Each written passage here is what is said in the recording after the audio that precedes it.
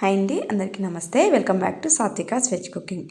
ఈరోజు మిర్చి బజ్జీ ఎలా ప్రిపేర్ చేయాలో చూపిస్తున్నాను. ఫస్ట్ ఇలా మిర్చిలో లోపల ఉన్న విత్తనాలు తీసి పెట్టేసుకోండి. ఇప్పుడు కొంచెం చింతపండు గుజ్జు తీసుకొని దానిలోకి 1 స్పూన్ బేసన్, కొంచెం ధనియాల పొడి వేసేసుకొని ఇలా స్టఫింగ్ కోసం కలిపి పెట్టేసుకోండి. ఇప్పుడు మిర్చిలో స్టఫింగ్ ఇలా ఫిల్ చేసుకోవాలి. అది అన్నీ ఇలాగనే చేసి పెట్టేసుకోండి. చాలా బాగుంటుంది, ఇలా ట్రై చేయండి. అన్నీ ఇలా చేసుకొని పెట్టేసుకున్నాక ఇప్పుడు బేసన్ కలిపేసుకుందాము. 1 కప్పు బేసన్ తీసుకొని దానిలోకి 1/2 స్పూన్ కారం, కొంచెం సాల్ట్, కొంచెం ధనియాల పొడి, కొంచెం వాము వేసేసుకోండి. కొంచెం వంట సోడా కూడా వేసేసుకోవాలి. కొంచెం అయితే సరిపోతుంది. ఇలా వేసేసుకొని ఒకసారి కలిపేసుకోండి పిండిని.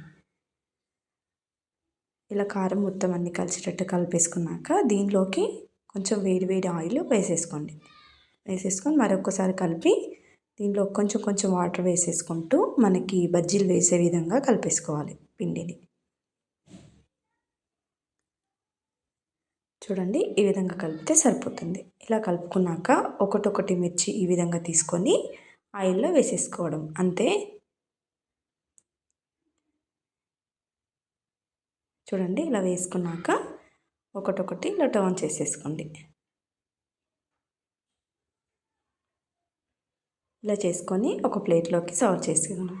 దీనిలోకి సన్నగా తరుక్కున్న ఆనియన్, కొంచెం కొత్తిమీర కూడా వేసేసుకొని ఇలా స్టఫింగ్ చేసేసుకొని తింటే చాలా బాగుంటుంది టేస్ట్ అనేది. మీరు కూడా తప్పకుండా ట్రై చేయండి. ఎలా వచ్చిందో కామెంట్ చేయండి. సబ్స్క్రైబ్ చేసుకోండి.